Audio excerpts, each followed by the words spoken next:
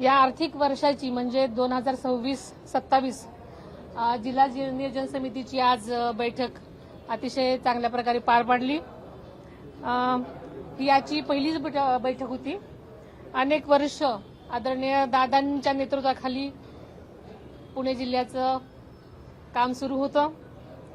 त्यांनी पुणे जिल्ह्याच्या विकासाला दिलेली दिशा, आर्थिक नियोजनातील शिस्त आणि निधीचा काटेकोरपणा आणि परिणामकारक कार्यपद्धती आणि विकास कामामध्ये ठेवलेला त्यांचं सातत्य, वेग आजही आपल्या प्रशासनासाठी प्रेरणादायी आणि मार्गदर्शक आहे।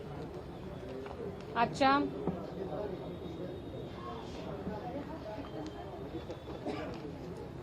आपल्या जिल्ह्याच्या सर्वांगीण विकासासाठी आवश्यक निधी उपलब्ध करून देणं, विकास कामांचे सूक्ष्म नियोजन करणं आणि प्रत्येक काम वेळेत गुणवत्तापूर्ण करणं, यासाठी आदरणीय दादा नेहमीच त्यांच्या कार्यसंस्कृती पुढे नेण्याचा आणि त्याच पावलावर पाऊल टाकून त्यांची कार्यपद्धती, त्यांचा शिस्त, त्यांचा विश्वास, जनतेप्रती असणारी त्यांची श्रद्धा असंच पुढे नेण्याचं काम मीही यापुढे करत राहणार आहे।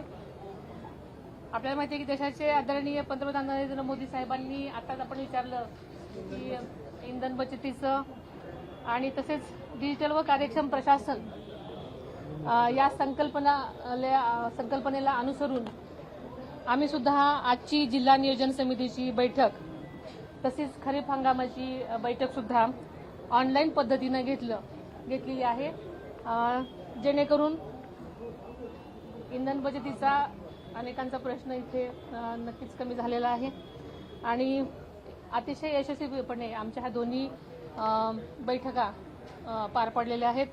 या बैठकीमध्ये जिल्हा वार्षिक योजना सन 2025-26चा खर्च तसेच 2025-26 मध्ये पुणे जिल्ह्यासाठी जिल्हा वार्षिक योजना सर्वसाधारणपणे 1369 कोटी रुपये, तसेच अनुसूचित जाती उपाययोजना 145 कोटी रुपये, तसेच आदिवासी घटक कार्यक्रम 56 कोटी 46 लाख रुपये असा एकूण 1589 कोटी 46 लाख रुपयाचा निधी आज म्हणजे प्राप्त झालेला होता।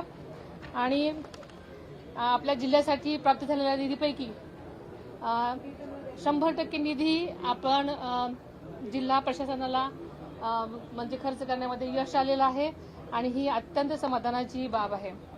आणि हा निधी खर्च करत असताना जी कामं पूर्णत्वास गेलेले आहेत त्या कामांना प्राधान्य देण्यात आलेलं आहे। तसेच विकास कामं वेळेत पूर्ण होण्यासाठी आम्ही विशेष भर देण्यात आलेला आहे। या आर्थिक वर्षामध्ये Pune grand tour, agro hackathon, आदर्श शाळा, स्मार्ट पीएससी जे की कालच 45 पीएससीचं उद्घाटन ऑनलाईन पद्धतीने झालेलं आपल्या सगळ्यांना माहिती आहे। यासारख्या महत्वाकांक्षी योजनांचं आम्ही यशस्वीपणे अंमलबजावणी मागच्या वर्षामध्ये करण्यात आलेली आहे आणि जिल्हा वार्षिक योजना सन 2027 तसेच सन 2025-26 मध्ये सर्वसाधारण अंतर्गत 1379 कोटी रुपयाचा निधी प्राप्त झाला होता। तसेच 2026-27 या पुढच्या आर्थिक वर्षासाठी जिल्हा वार्षिक योजना याच्या अंतर्गतमध्ये 1472 कोटी इतका निधी अर्थसंकल्पित करण्यात आलेला आहे आणि गेल्या वर्षीच्या तुलनेमध्ये 93 कोटी या वर्षीच्या ह्याच्यामध्ये अर्थसंकल्पात वाढ करण्यात आलेली आहे। तसेच आदिवासी घटक कार्यक्रमामध्ये 6 कोटी 47 लाखाची वाढ होऊन 71 कोटी 93 इतका निधी अर्थसंकल्पित झालेला आहे। तसेच अनुसूचित जाती उपाययोजनाकरता सुद्धा 145 कोटी रुपयांचा निधी अर्थसंकल्पित झालेला आहे। जिल्ह्यातील तिन्ही योजना मिळून एकत्रित आराखडा हा जवळजवळ 1689 कोटींचा झालेला आहे। जिल्ह्याच्या महत्वाकांक्षी प्रकल्पाची आदरणीय दादांनी मुहूर्तमेढ रोवलेली आपल्या सगळ्यांनाच माहिती आहे आणि मुख्यमंत्री आदरणीय देवेंद्रजी फडणवीस साहेबांच्या सहकार्याने मार्गदर्शनाखाली आपले सगळेच प्रकल्प अतिशय वेगवान आणि गतिमान पुढे नेण्यासाठी शक्य झालेला आहे. पुणे जिल्ह्याच्या विकासासाठी निधी कशाही प्रकारे कमी पडू दिला जाणार नाही याची राज्य शासनामार्फत दक्षता घेतली जाईल. खरं सांगायचं तर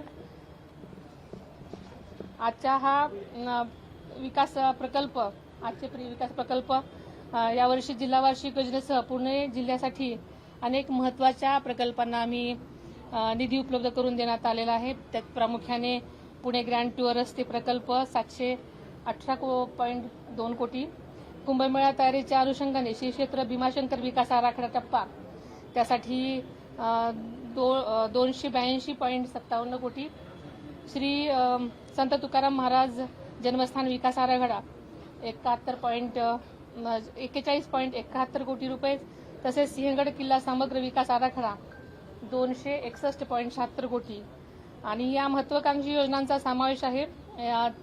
हे प्रकल्प आध्यात्मिक, सांस्कृतिक, पर्यटक आणि पायाभूत विकासाला नक्कीच दिशा देणारे असतील.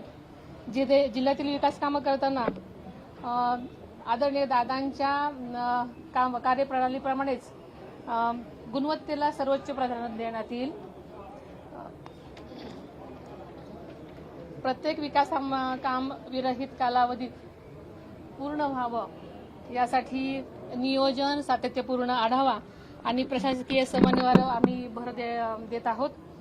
प्रशासन, लोकप्रतिनिधी आणि सर्वच संबंधित यंत्रणांच्या समन्वयातून पुणे जिल्हा विकासाच्या नव्या उंचीवर नेण्याचा आमचा प्रयत्न राहील. पुन्हा एकदा आपल्या सर्वांचंच मनपूर्वक आभार.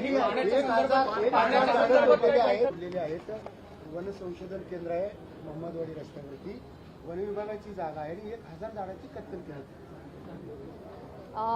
त्या संबंधित पूर्ण माहिती घेऊन त्याच्यानंतर पाण्याच्या संदर्भात काही चर्चा झाली का? कारण की पाणी कपातीचा तरी निर्णय अद्याप झाला नसला तरी पाणी कपातीचा काही, कारण की महापालिकेने सांगण्यात येते 21 मे पर्यंत आम्ही पाणी कपात रद्द करतोय, पुढे भविष्यात निर्णय घेऊ, त्यावेळेचा पाणी साठा लक्षात घेऊ. आपल्याला माहिती आहे की येणाऱ्या काळामध्ये अल निनोची भाकीत केलेला आहे. पावसाळा अत्यंत वेगळ्या प्रकारचा असणार आहे. यावर्षी पाण्याची कमतरता पूर्ण पडू शकते. यासाठी आतापासूनच नियोजन वेगवेगळ्या प्रकारे केले जाते. त्यातला हा एक भाग आहे. नसरापूरच्या घटनेतील आरोपीवर अद्याप दोषारोपपत्र दाखल केले कशी चालू आहे, त्यासाठी मी सुद्धा पुढे येऊन प्रयत्न करते. त्यामुळे लवकरात लवकर कसा याच्यावरती निर्णय होईल यासाठी मी म्हणजे पुढे होऊन प्रयत्न करते. धन्यवाद.